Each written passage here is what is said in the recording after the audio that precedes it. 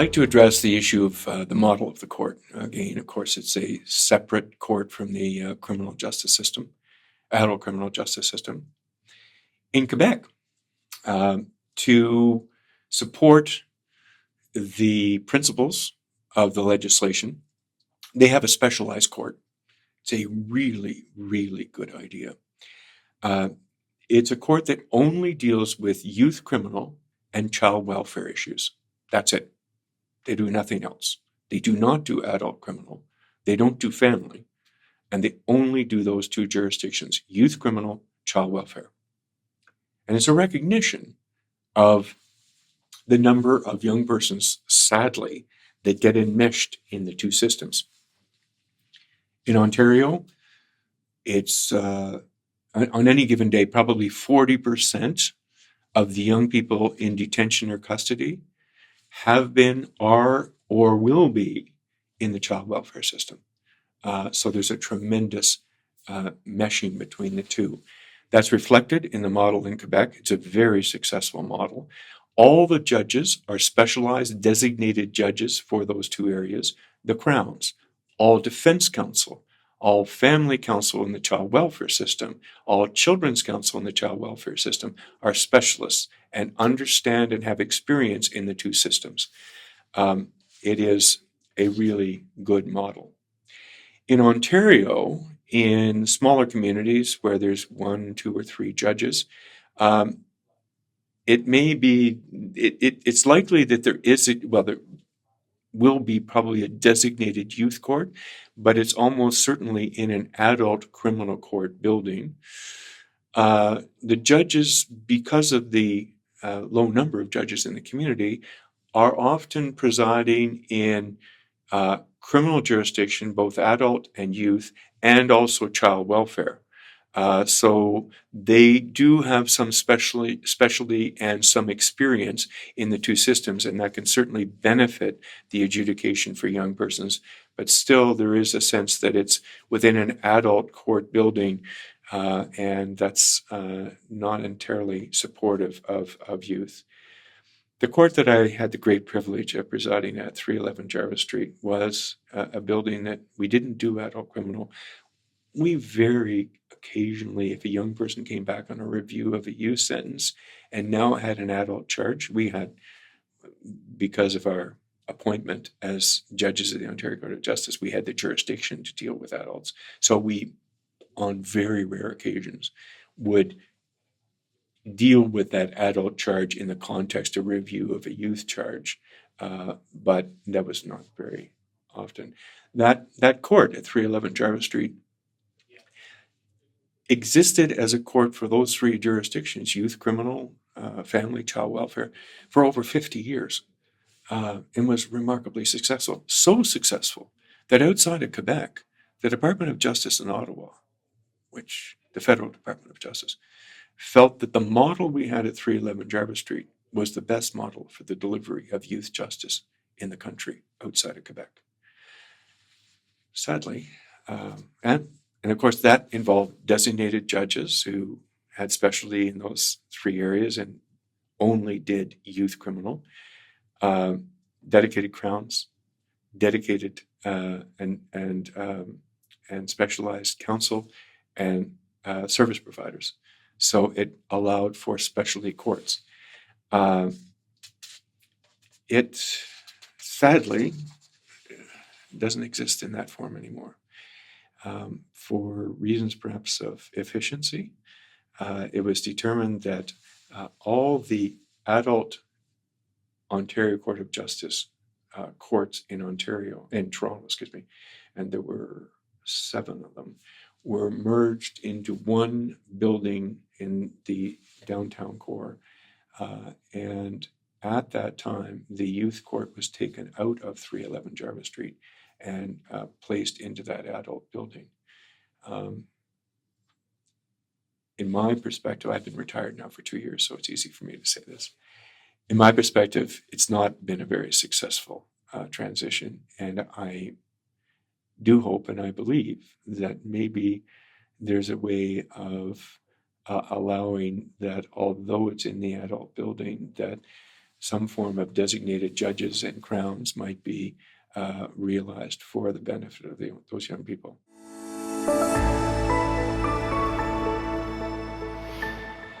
At 311, we had specialized courts. We had an Aboriginal Youth Court. I had the privilege of sitting in that court for 3 years. It was the first in Ontario, and I believe, if not the first, one of the first in the country. Young persons who identified as Indigenous would be referred from the court to Aboriginal Legal Services, which is an organization in Toronto that supports the Indigenous community in Toronto. If a plan was formulated with, usually with the assistance of an elder, that reflected the culture, the healing process, the principles of justice that exist in the Indigenous community, if a plan was formulated by that community and brought back before the court, and the plan was presented to the court, almost invariably the charges were withdrawn, and the young person was then essentially allowed to follow the plan in the Indigenous community with the support of the Indigenous community, and the criminal justice system was removed. It was remarkably successful. In the 3 years that I was presiding, I don't remember more than 1 or 2 cases where a young person reoffended. It was remarkable and life-changing for some of these young persons who had never really had the benefit of cultural understanding and education allowed for them in the community. We had a mental health court.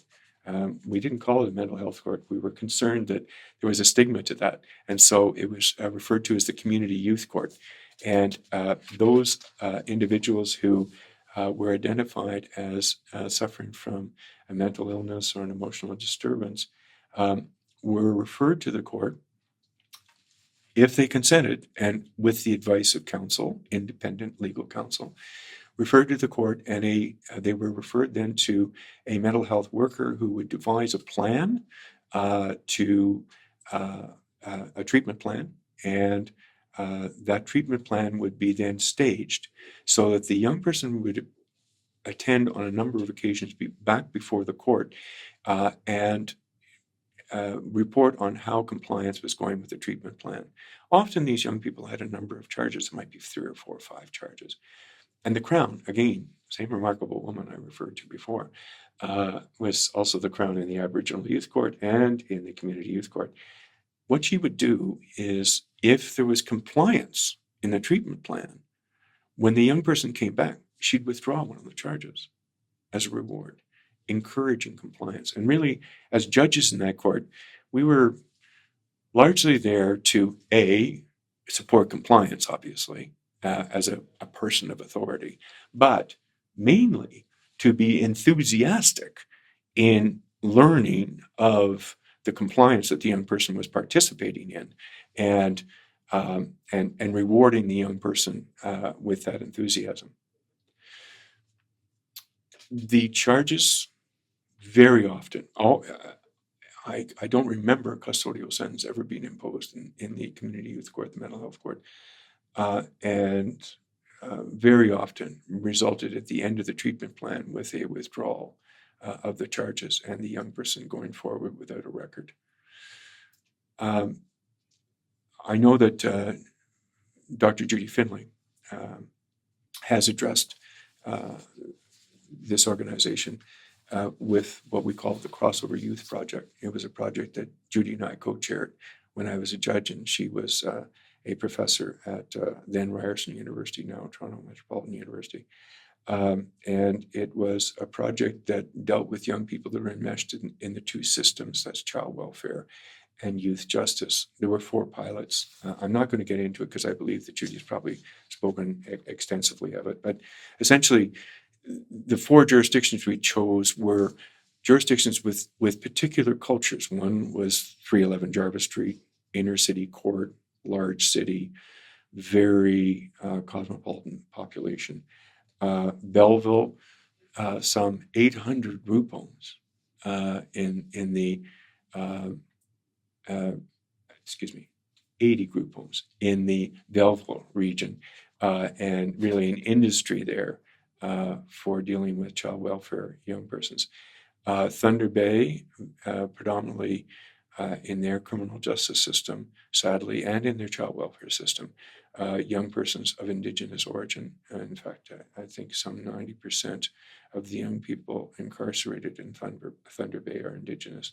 And then Brantford. Brantford has a number of mental health facilities in its region, and they also are very close to the Six Nations Reserve, which is a very large Mohawk Indian, Indigenous First Nations reserve.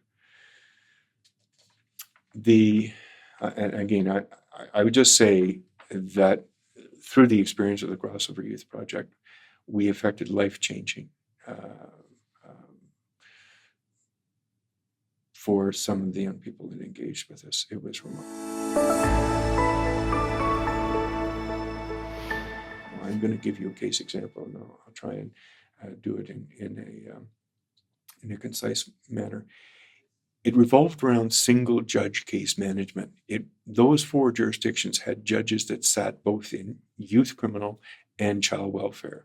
And the concept was to have the same judge, again, always with the consent of the young person, if they were going to resolve their offense or their charge by way of plea of guilty, with advice of legal counsel. If they consented, when they appeared, for instance, appeared in front of me to plead guilty, and I learned that their family was also in our court building in the child welfare proceedings, I would ask the young person if they would agree, and their family would agree, that I would be also the judge who would case manage their case in the child welfare proceeding. And by doing that, I brought 2 systems together. And I could assure that the planning was that it didn't work against each other, and that it coordinated. And the concept of conferencing, bringing those people together under a case conference coordinator, bringing them together to decide what the plan was, to formulate the plan and implement the plan for the benefit of the young person, always with the concept that criminal justice system is a blunt instrument and quite short in its time within a young person's life, whereas the child welfare system, particularly for a young person, maybe 14, 15, may be quite extensive and run for a number of more years. And so the plan was always to try and take the young person out of the criminal justice system and get them back into the child welfare system without being dragged down, if you like, by the criminal justice system. So I'm going to give you an example. I think I have enough time to do this. This is really a remarkable case. It is one that I've reflected on many times. It involved a young woman. She was impregnated at the age of 14. And her family was quite, their culture and her family very religious. And they essentially abandoned her and threw her out of the house. So she became engaged with the child welfare system. She was extremely upset to have been abandoned by her parents. And even a sibling was not very supportive to her. It was terrible trauma for her. And she was wrestling with the issue of being pregnant. She determined that she wished to have the child. And that was, to an extent, supported by the Child Welfare Authority. But vulnerable and sad as she was, she became involved with a very difficult boyfriend. And he encouraged her. It wasn't the father of the child. He encouraged her. Now, that's interesting as well, because the father of the child and the father's mother also abandoned her. She had no support whatsoever. So the new boyfriend encouraged her to engage in what is called sometimes a badger game. So she would lure a victim into an alleyway, and then the boyfriend and another male would beat the person and rob them. And eventually this was discovered. All three were charged. It was noted that she had a secondary role, but a very important role. And she was charged with assault, robbery, assault bodily harm, assault with a weapon, and she was really a party to those offenses. She appeared in front of me. Now she's 15. But when she appeared in front of me, she was 5 or 6 months pregnant. It was quite obvious that she was pregnant. And so first question I have in the back of my mind is, what's the plan here? She's obviously having the child. She's a ward of the state. This is a criminal process, very serious charges. We need to have these systems work together. And I had a very, very direct conversation with her. I remember on that day, and I talked to her. I said, "You're 15 years old. You know, many 15-year-olds would want to have a social life, want to be to a certain extent free to follow their life. And, you know, one of the things you ought to seriously consider is, are you really going to parent this child? Are you going to continue to parent this child when the child's born? Or would you consider perhaps giving the child up for adoption?" And she said, no, she wanted to parent the child. And I said, okay, but just so we understand each other, this is going to be really tough. It's not going to be easy. She said, I know. I said, okay. So we organized to bring her back. She pleaded guilty as a party to those offenses. She was released on bail because she hadn't actually participated in the violence itself. The males were sentenced to very significant custody, as they should have been. She was brought back before me. I asked for a psychoeducational assessment, a psychological assessment, and a pre-sentence report. The co-accused boyfriend, again, now sent off for a very lengthy period of time in custody, had abandoned her. I mean, he was not going to provide. So we came back. She said she wanted to parent. I said, fine. So I worked with her in the child welfare system as well. Her case was brought before me. And with the support of the child welfare, we had access established upon birth of the child, because the Children's Aid Society intervened at birth and took the child. But in the course of knowing her commitment, the authority was persuaded to give her very generous access. She was seeing the child 3 or 4 times a week after birth, and really bonding with the child. And that worked very well. Worked so well that within a matter of months, she was getting weekends with the child, and then the child was placed with her some 6 or 7 months after birth. And meanwhile, I was adjourning the criminal process to see how things would go. When the child was actually placed with her, we brought the matter back in the criminal process and replaced her on probation, condition B that she continued to work with the Children's Aid Society and be compliant in terms of parenting with the child. Things were going really well. And then she's now 16, I guess. She meets a new boyfriend. And he decides one night that he's going to take his motorcycle, and she lives on the 4th floor of an apartment building. He's going to ride his motorcycle up the stairwell to the floor of her apartment building and ride up and down outside. He thought that was a good idea. Well, of course, it resulted in her being evicted.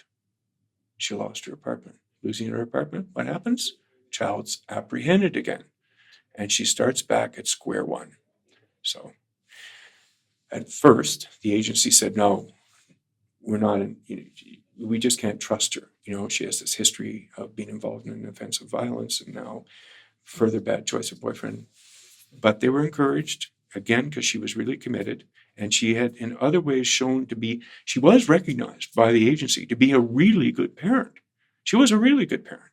So access was established. Again, very, very regular access. Then it went to weekend access. And at that point, the original father and his mother, brought in by the Children's Aid, they are investigating an alternative because they've now decided they're not going to support placement of the child with the mother. They persuade the original father and father's mother, who haven't been involved at all. The child's now, 9-10 months old. They are brought into the scene. And they say, oh yes, we'll plan. And so the society decides they'll support that plan. The child actually is placed with them, but access is continued for the mother. And she's having every weekend access and is showing she's now enrolled in school. She's about to complete high school. She's doing extremely well. She has part-time employment, and she has an apartment that's totally appropriate for the child. And comes forward on a sentence review in front of me, and I brought the child welfare proceeding the same day. They came before me, and the father at least had some maturity. So he stood up and he said, she's a really good mother. And as much as I love the child, I recognize she's really been the primary caregiver. And I would like to support the fact that the child will be placed with her. And at first, the Children's Aid Society Council said, just frowned and said, well, that's not possible. And I said, well, maybe we could have a discussion. So we had a conference. And in that conference, we dealt with the strengths of the mother, the fact that she was able to work very successfully with the father, and the society was persuaded to change their plan and plan that within a period of 3 or 4 months, the child would be transferred back to the mother, which is what happened. And when that happened, I brought her before the court and I ended the probation. And at that point, she was given essentially a discharge, which meant that shortly thereafter, she would have no record whatsoever. And that's a happy ending, all accomplished by bringing the two systems together. Reflective of the success of and that's a success story, but reflective of the success with regard to addressing detention and custody, custody was reduced by 2009, custody and detention had been reduced by over 50% from 2002. So that's a success. There are challenges that remain. Those challenges remain that, unfortunately, those persons who are incarcerated and detained, there's a huge overrepresentation of racialized and Indigenous young people in that group. So as much as detention and custody have been reduced by over 50%, it continues with a huge overrepresentation of vulnerable groups from our society. That is being addressed. I believe that there's process in place that's going to support a change in that, and I hope that it will, in fact, be changed. It's a sad reflection on the colonial history of our country, particularly as it pertains to Indigenous young persons and to racial discrimination that is certainly systemic racism which exists in our society. We live in hope, and I believe that those issues will be addressed and that there will be a better future for these young people. And I thank you for this opportunity.